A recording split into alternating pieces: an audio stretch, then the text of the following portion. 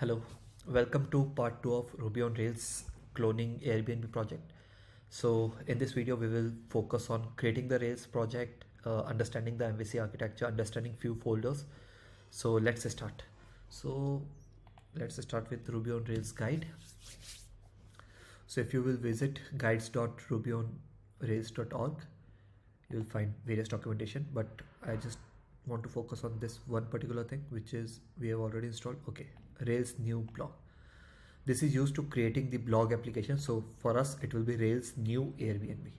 Let's start with that. I'll change to bigger font, and I'll visit my folder in which I want to implement this entire project. So cd desktop, I think YouTube, ls, okay, code, ls, okay, there is no folder here. So now I can use clear this Rails new Airbnb. This is the most important command. Basically it will inform Rails to create a project named Airbnb. Now there are other options that we want to explore. First is, right now I don't want to focus on test cases. We might add that later on, but right now I don't want that entire setup of test cases. So for removing those test cases, I'm using -d. Okay, otherwise if I don't use this, the test cases will come. And the default database for this Fullstack framework is SQLite, and we don't want that. We cannot deploy our project using SQLite. For deployment we will need Postgres, so better use that only directly. So for that -d PostgreSQL. So yeah, this way we will have a new project named Airbnb. Along with that, we won't have any test cases, and we will have default database. -d is for default database as PostgreSQL. So let's start with that. By the way, if you don't have, if you are setting up the Rails and Ruby for the first time, you can use these commands Rails -v and Ruby -v to know the version for you.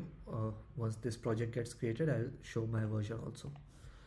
So you can see this entire project has been created. A lot of folders have been created. Let's clear them. Let's check my version, Ruby-v. It's 3.1.4 and Rails-v. It's 7.0.8. So your version should be 3 plus and 7 plus respectively. Okay, great. So we do have a project. We can open this in any code editor. For my case, I am using VS Code, and if I want to open this project in VS Code, I can directly use code dot. For you, it can be a manual process. It all depends upon your preferences. Okay, I made a mistake. It opened code folder, but our project is in Airbnb folder. So let's write code dot here. And now we can see we have all these files and folders already working. Let's not start the project right now, but instead of that, let's focus on the architecture part. I think, yeah, architecture is the next goal here. So it doesn't mention, I think, but yeah, it does mention the basic principles of MVC. So Ruby on Rails, the entire Rails framework uses MVC design. So M stands for model, V stands for view, and C stands for controller. Model is basically your database and the files which are directly getting data for you. View is the front end part, whatever you see. So this website that you are seeing, this is view.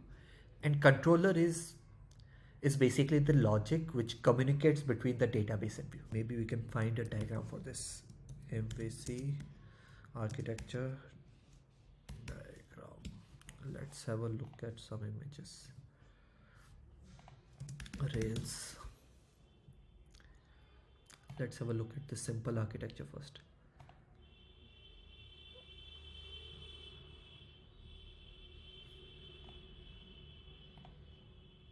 Okay, not working. Fine, we'll see this like this. Okay, so what all things do we have?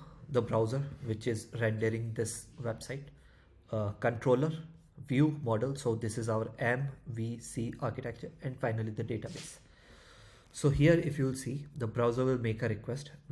The user will start with the browser. Browser will make a request to controller.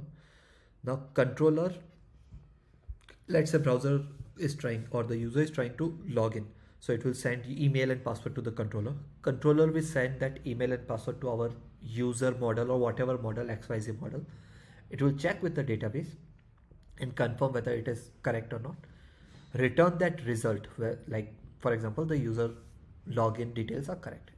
Send that detail to controller. Controller will send the detail to view, the front end part, which will write in HTML, CSS, JavaScript, and then view will show details in the browser, and basically it will show that the user is logged in. There is another case in which we don't need model or we don't need database, so sort of a static website we can see. In that case also, for this MVC architecture, we still, the browser or the user will still send the request to controller, and controller will go to view, and then view will send the required UI related details to browser. So the browser cannot directly interact with the view or the model. So I hope this clarifies. MVC architecture, and the center of all is controller. Keep that in mind. Okay, I think it should suffice. We have already created the project. Now let me explain few folders, or we'll keep that part to the next video. Or yeah, I'll just commit the code first, and if I go to my VS Code, we can already see gitignore file, but just for safety purposes, generate gitignore for Rails project. Let's open few files and see.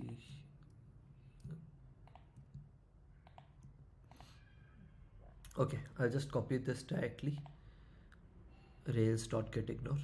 It depends upon which project you're using. So we are using Rails.getignore. I'll keep these files and add these also.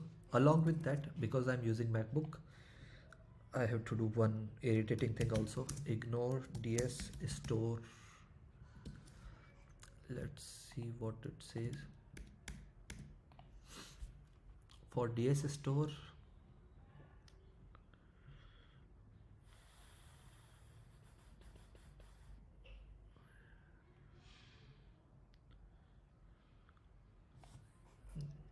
this will work for all the files. I'm not fully sure. I'm just, even if there's a repetition, it should not matter here, and we can always optimize using ChatGPT. So yeah, that's fine. That's done.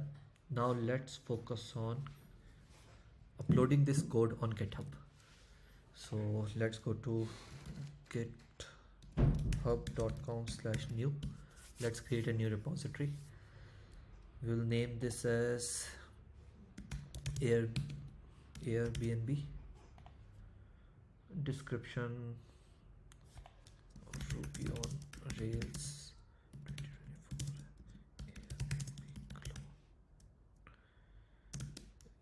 HTML,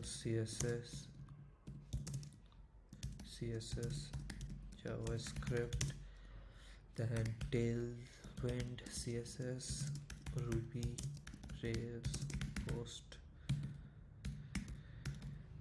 I know it's boring, but better write it right now. Otherwise, I'm sure I won't write it anytime soon. Let's make it public. Don't add readme file, because I think it should already be there. Yeah, it's already there. I'll change the description. Ruby on. Let's do this. For now, let's keep this. Okay, and let's make it do. License, we can use MIT license, but right now let's ignore those things. Create repository. Okay, hit init, added me, push, those things.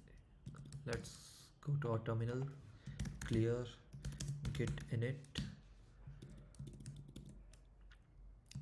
Okay, git commit -m. For now, I'll just write initial commit, but I want to follow one specific commit format also in this project, if I can remember it. Initial commit, git status. Okay, git add, git status. Now, okay, so right now we are just git add and git commit. That's it, because I remember that I was going too fast in this. I'll have to slow down my speed here. And git remote add origin this. So we are naming it as origin, that's fine. Let's check this. Git remote, we have origin, so git push origin main. Clear. Let's refresh this. Great, we have our commit here.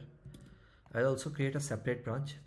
Just to be clear, we won't have part 1, so as to keep this video in sync with the branches. This is part 2 of the video, and therefore I will create a new branch, git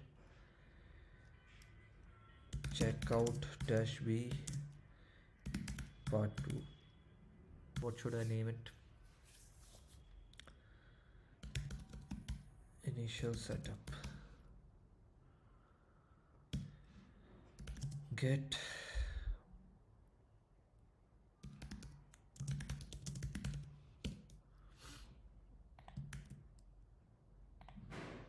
okay,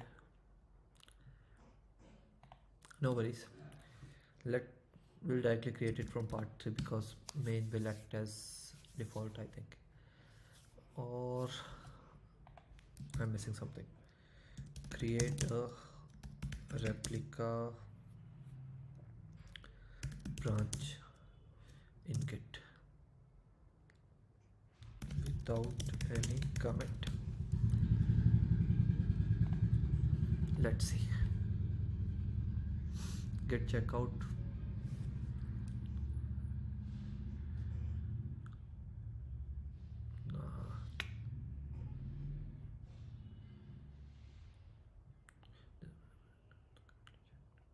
This will replace the okay. Let's not focus on that. I think it's fine if we don't go in depth about this. Git checkout main, git branch. As I mentioned, the videos will be a bit raw, and it should be fine for me. Clear. Great. We'll start with part 3 directly, and